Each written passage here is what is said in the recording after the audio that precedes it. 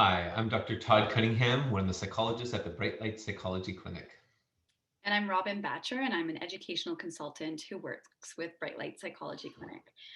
Today, we're going to talk about something that's important all the time, but probably especially important now that we're in a time where our kids are at home but at school at the same time, and that is effective communication with school. So, Dr. Cunningham, the first question I have is what often goes wrong in communication with school and why?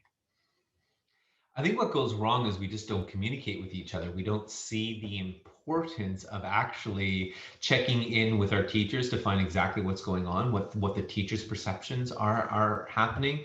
And teachers, I think, it's an extra task on their hand to really kind of reach out to parents. So often, teachers I find, or at least from parents, we often hear, they only hear from the teacher after the kid has like missed 20 days of school, or they have not handed in any work for the last month or so. So it's always in the more the crisis moments that the teachers kind of reach out to the parents, and then it's harder to kind of then kind of we're yeah, it's hard to solve the problems at that point.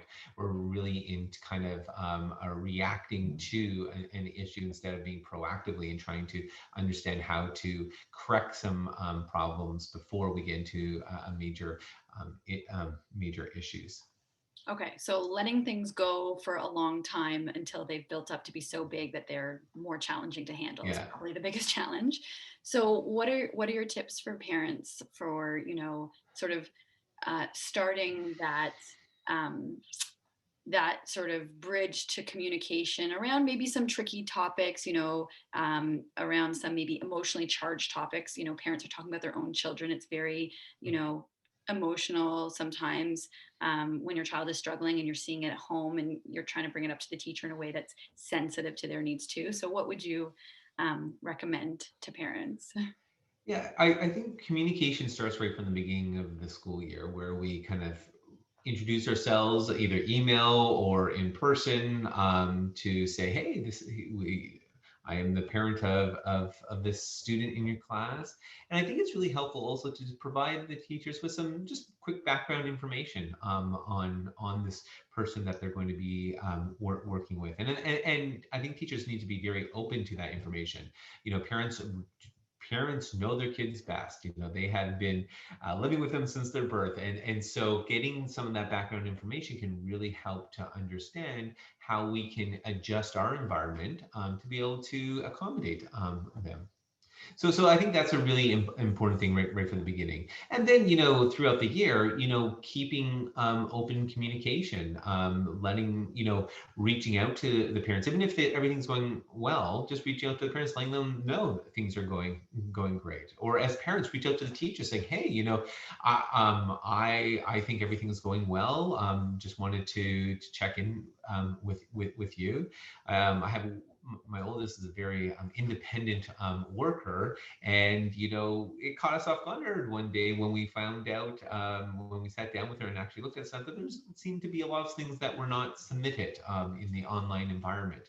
And so we're sent the email just saying what we observed, getting some feedback from the teacher, and quickly we're able to kind of resolve the issues that were there. What were actually the priority things that needed to be completed, to get done. So again, it's really seeing that we are a team.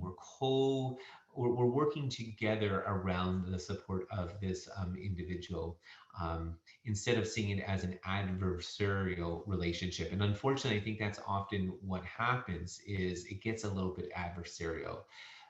Teachers reach out to the parents saying these are the issues that are coming on. Parents feel very defensive about these issues, almost feeling blamed that these are happening, or that they're responsible for it.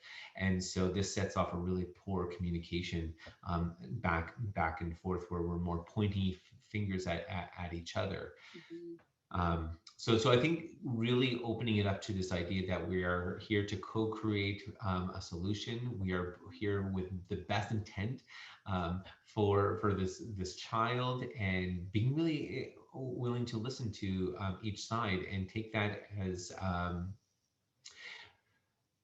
yeah, just really just be open to hearing each other.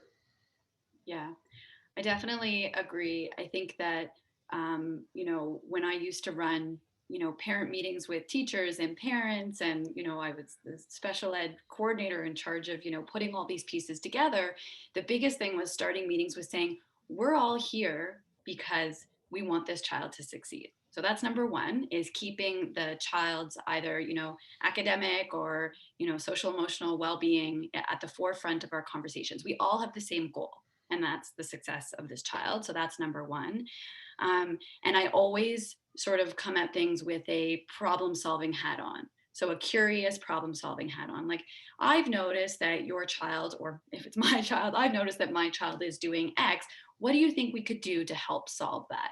So sort of that curiosity where you're not putting blame on anyone and saying, you did this and it caused this, but I'm noticing my child or your child is doing this. What do you think we can do? Let's work together to come up with a solution to solve that problem. So those are sort of, I guess, the sentence starters that I would give to parents if they're having a hard time communicating. Try starting your email or your phone call with some sentences like that, like, I'm noticing, and what do you think we could do to help? And those will sort of, I think, help shift it from more adversarial to a more collaborative approach. Yeah. And then just keep it open. I think that's the most important thing, to keep that open communication, checking in with each other on a regular basis, just to ensure that we know that each other are there, and we are on that journey together to be able to do the best for the child. Yeah, awesome. All right, so let's end it off there today. If you have any more questions about communicating with school and need our support, just send us a message or an email. We're always here. And thanks for joining us today. Bye. Bye.